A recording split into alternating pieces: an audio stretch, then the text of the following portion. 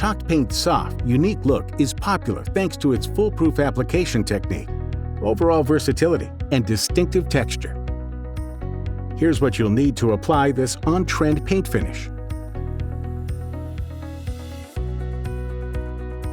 First, plan on working indoors in a well-ventilated space, free of dust. And spread out a drop cloth to protect the flooring or work surface. Next, using a damp cloth, wipe the surfaces to be painted. If necessary, remove hardware, like handles or hinges first. And attach doors and shelves so you can paint them separately.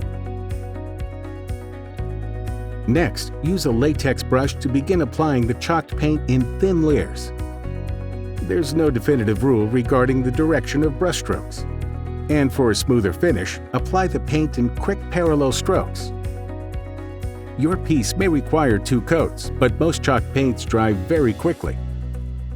Once the final coat dries, lightly sand off any drips or excess paint using a fine grit paper or sanding block.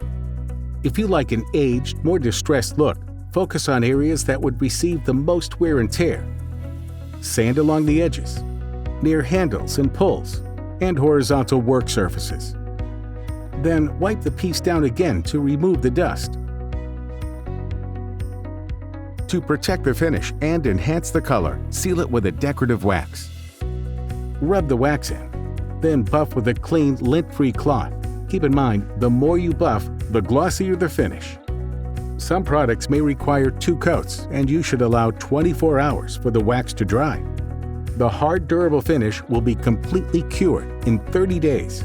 Taking this extra step will help protect the gorgeous chalk paint finish for years to come. Good luck, and thanks for shopping at the Home Depot.